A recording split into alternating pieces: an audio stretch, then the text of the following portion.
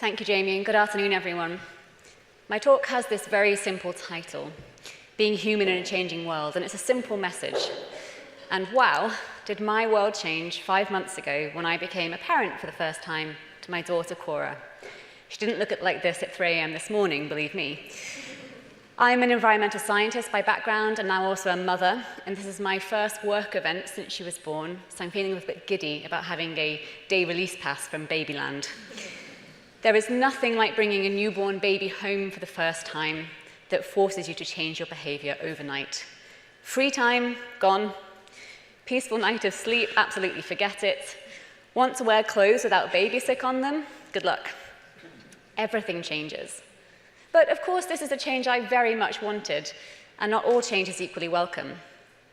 Today, I'm going to speak, like many have, about change in the farming sector, how we navigate it, and the role of values, behavior, decision-making in rising to that challenge.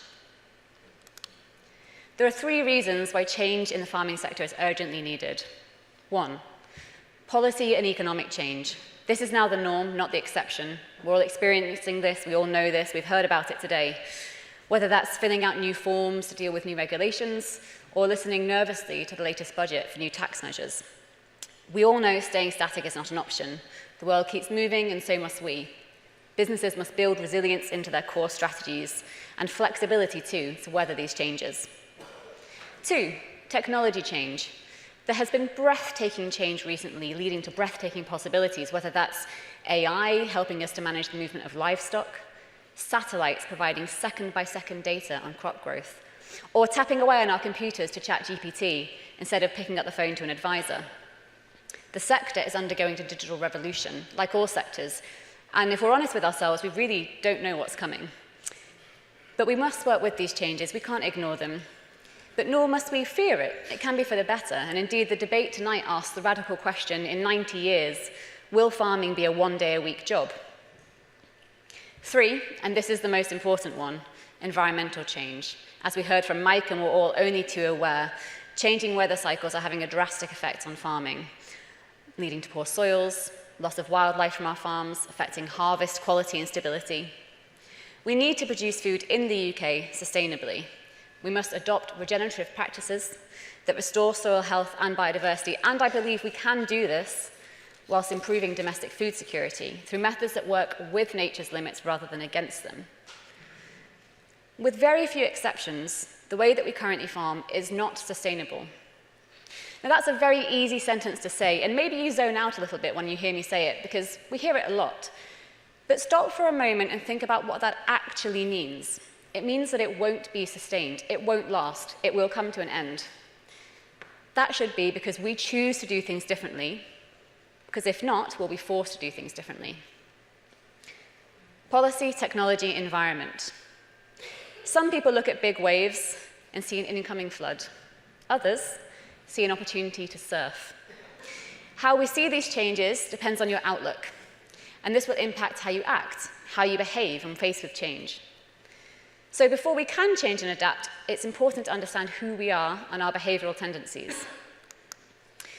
Throughout the conference, you've been invited to take part in a survey to find out whether you are more fox, owl, badger, or sheep. This comes from a model put forward by 2 political scientists, Simon Badley and Kim James, to describe our behavior in professional settings. They produced this 2-dimensional model that shows how people read a situation, how you can understand what's going on in the room, what the feeling, what the sentiment is, and what you carry into a situation, how you act, how you behave. And they classify our behavior into 4 broad archetypes. The fox, perhaps slightly self-interested, the fox is shrewd, opportunistic, persuasive. The owl, focused on the collective good. The owl is wise, collaborative, and sees the bigger picture without looking at the small detail. The donkey, steadfast, resilient, and perhaps hard to shift once focused. And finally, the sheep, also focused on the collective good. The sheep is loyal, dependable, and tends to go with the group consensus. I'm sure you can all see elements of yourselves in each of these archetypes. And in different situations, we take on different personas, shifting between them depending on what's necessary. In situations that you're more comfortable with, maybe you're more likely to take the lead, acting like the owl or the fox. Whereas in new situations, maybe you'll follow the flock. And in situations that challenge your thinking, maybe if you're honest with yourself, you're a bit of a stubborn donkey. But we have a tendency towards one or another, behaviors that come more naturally to us when facing a change or making a big decision. And when you understand yourself well and the people that you work and interact with, you know what approach you and they will tend to take. And this is vital for moving forward successfully with change. So we've been running this survey, and I was very intrigued when we closed it at lunchtime to find out the results. And I have to admit, I had a little bit of a chuckle, because most of us think we are wise owls. Or if not, then very shrewd and opportunistic foxes. Maybe it's because the OFC is so inspiring that we all are feeling like we can embrace that bigger picture and the collective good. But we did have some very honest sheep and donkeys too. Of course, these are all stereotypes. They are slightly exaggerated. Everyone is a little bit of each character in different circumstances, as I've said.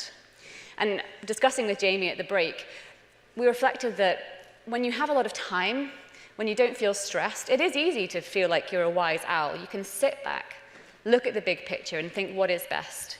Or you can be shrewd, you can be opportunistic, you can make moves. But when you're under pressure, when you're there day on day, just trying to get through the day, trying to get things done, then maybe you just follow the crowd, do what's easiest, or stick with your ways. We need all types to move forwards. Without the wisdom of the owl, the sheep might go in the wrong direction. But without the support of the flock, the owl wouldn't achieve very much. So I have a challenge for you. Over dinner and drinks this evening, find someone new and ask them what animal they were. Have a conversation about that. Do they agree with it? Were they surprised by the result? Do they think they can or should change? Do they think that personality tests are a load of rubbish? I dare you to skip the small talk and go straight to the personal. It won't surprise anyone in this audience that the subject of how to get farmers to do certain things has been on the mind of governments for many years. And as such, there's a large body of research across behavioral psychology, economics, ecology, sociology, about how and why farmers and landowners do what they do, how they make those decisions. What's particularly interesting now, given the changes we need to make, is how to get people to change their minds, how to turn a donkey into an owl or a sheep into a fox. Research by myself and others finds that there are 3 vital ingredients. Firstly, social capital. This is a fancy academic way of saying trust. This is the trust and respect that an individual or group has with another individual or group. The people you're closest to and that you have the most in common with are going to have the strongest social capital with you. So somebody that you meet over coffee at the Oxford Farming Conference will have stronger social capital than somebody that you meet on the bus. You're more likely to listen and trust what they say, even if that goes against something that you believe. You can build social capital by teaming up, joining co-ops, showing up at community gatherings, swapping tips, and by staying close to that wider community that keeps farms running. Customers, local suppliers, advisors. They build this trust, they open doors, and they make sure the whole network grows together. It was really encouraging to listen to Helen Wyman on this morning's Farming Today talking about the Toucan network. And there are many examples like it, so find one that works for you and join in. Secondly, local community and support. Building on social capital, change in farming is rarely, if ever, a solo effort. It happens fastest and most confidently when farmers learn from, trust, and support one another. And research shows that this is most effective when done at that local level. You can turn new ideas that maybe feel a bit abstract into shared knowledge that are rooted in a particular place, that are real, that are practical. After all, it is a truism in farming that there's no one-size-fits-all approach. Conferences like this are great at bringing people together, but they can't be hosted monthly or in every town. Whereas a walk and talk hosted on your farm or your neighbour's farm is more practical, accessible, and doesn't cost a fortune in train tickets. Research shows that farmers who are most plugged into their local community do better. They show up at school events, town halls, walk and talks, markets, volunteer days, making themselves visible, helpful, and part of the everyday rhythm of village life. And they open their gates to farm tours, workshops, charity fundraisers, to spark those conversations, build that trust, and to remind everyone that the farm is an essential part of the land. It's central to the community, something that I think we've perhaps forgotten. So it was great to hear Emma Reynolds this morning announce the Farming Community Fund, because I know that none of this is easy when you're doing it on top of the day job. So it's great that we have funding to help that happen. Thirdly, shared values. Again, it comes back to trust. If I know that we share the value of, say, the importance of sustainably grown British food, then I'm more likely to listen to you and trust you when you give me advice or tell me something, even if that goes against something that I believe or that I already do. I'm less likely to be that stubborn donkey. Now, you can't fake having the same values as somebody, of course you can't, but I do think you can always find common ground. An interest in a strong and sustainable farming sector and British-grown food is surely something we all have in common here. I'd like to bring this to life by showing an example from my research where behaviour change was required to deal with policy, technology, and environmental change. So I'll tell you a short story about a group of dairy farmers in Ayrshire who wanted to introduce more nature-friendly practices, but weren't quite sure where to begin. They all agreed they wanted to do something, but the idea of changing everything all at once felt overwhelming. Then one farmer, let's call her the owl, suggested focusing on one aspect of biodiversity: birds. Birds are honest reporters of the health of the whole ecosystem, and they respond quite quickly to the way land is managed, so they're a good indicator of what's going on.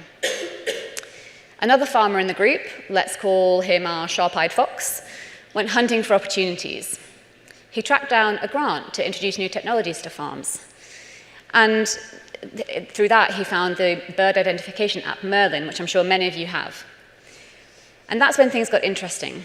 Armed with Merlin running on their phones, these two farmers began listening to their farms. To their surprise, they discovered species they didn't know they had or that hadn't been sighted recently. Among them was the curlew, a bird that had become increasingly rare in Ayrshire.